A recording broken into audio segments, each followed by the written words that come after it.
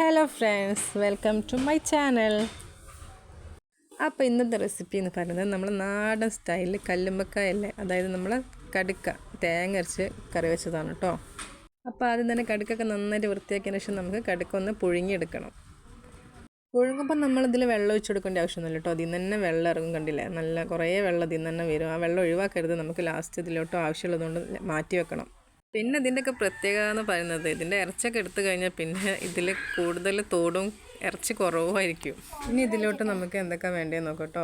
ഒരു തക്കാളിയും ഒരു ഉള്ളിയും 2 പച്ചമുളകും കറിവേപ്പിൻ്റെ ഇലയും ഇഞ്ചിയും വെളുത്തുള്ളിയൊക്കെ എടുത്ത് മാറ്റി വെക്കുക. എന്നിട്ട് നമുക്ക് തേങ്ങ ആവശ്യമുണ്ട്. അപ്പോൾ ഒരു മുറി തേങ്ങയിൽ ചുവന്നുള്ളിയും മഞ്ഞപ്പൊടിയും കൂട്ടി നന്നായിട്ട് അരച്ച് വെക്കട്ടോ. എന്നിട്ട് ഈ പറഞ്ഞ ഐറ്റംസൊക്കെ നന്നായിട്ടൊന്ന് അരിഞ്ഞ് വെക്കുക. ഒരു പാൻ ഒഴിച്ചിട്ട് വെളിച്ചെണ്ണ ഒഴിക്കുന്നിട്ട് ചുവന്നുള്ളി ഒന്ന് കുറച്ചിട്ട് കൊടുത്ത് അതൊന്ന് ബ്രൗൺ കളറായി വരുമ്പം കറിവേപ്പിൻ്റെ ഇലയും ഇഞ്ചിയും വെളുത്തുള്ളിയും അതുപോലെ നമ്മൾ അരിഞ്ഞ് വെച്ചിട്ടുള്ള ഉള്ളി തക്കാളി ഒക്കെ ഇട്ട് നന്നായിട്ടൊന്ന് വഴറ്റി കൊടുക്കുക. പെട്ടെന്ന് വഴണ്ട് കിട്ടാൻ ലേശം ഉപ്പും കൂടി ചേർത്ത് കൊടുത്താൽ മതി.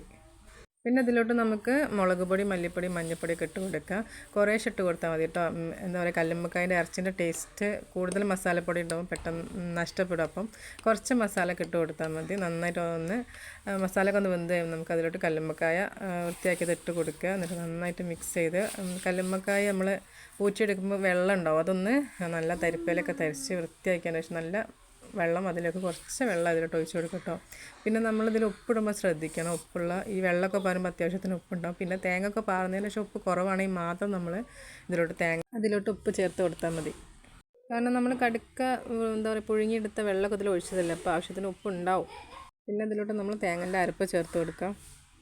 അതിൻ്റെ കൂടെ തന്നെ ജാറ് കിഴിങ്ങാണ്ട് കുറച്ചും കൂടി വെള്ളം ചേർത്ത് കൊടുക്കുക കേട്ടോ. എന്നിട്ട് ജീരകപ്പൊടി ഇല്ലേ, നമ്മളെ വലിയ ജീരകത്തിൻ്റെ പൊടി, ജീരകം ഉണ്ടെന്നുണ്ടെങ്കിൽ തേങ്ങൻ്റെ കൂടെ അരച്ച് കൊടുത്താൽ മതി. എന്നിട്ട് കുറച്ച് മല്ലിച്ചപ്പ് ഇട്ട് നന്നായിട്ടൊന്ന് തിളപ്പിച്ചെടുക്കുക. വെള്ളം ഒഴിക്കുമ്പോൾ ശ്രദ്ധിക്കുക, ഒരുപാട് വെള്ളം ഒഴിച്ച് കൊടുത്ത് വെള്ളം പോലെ ആക്കിയെടുക്കരുത് കറി. വെറുതെ പറയില്ല കേട്ടോ, ചോറിൻ്റെ കൂടെ കഴിക്കാൻ കിഡിലും ടേസ്റ്റാണ് ഈ കറി. എല്ലാവരും മസ്റ്റായിട്ട് ട്രൈ ചെയ്തേക്കണം. ഇഷ്ടപ്പെട്ട വീഡിയോ ലൈക്ക് ചെയ്യുക, ഷെയർ ചെയ്യുക, സബ്സ്ക്രൈബ് ചെയ്യുക. അപ്പം ഇതുപോലത്തെ നല്ലൊരു വീഡിയോ ആയിട്ട് വരുന്നവരെ എല്ലാവർക്കും ബൈ ബൈ.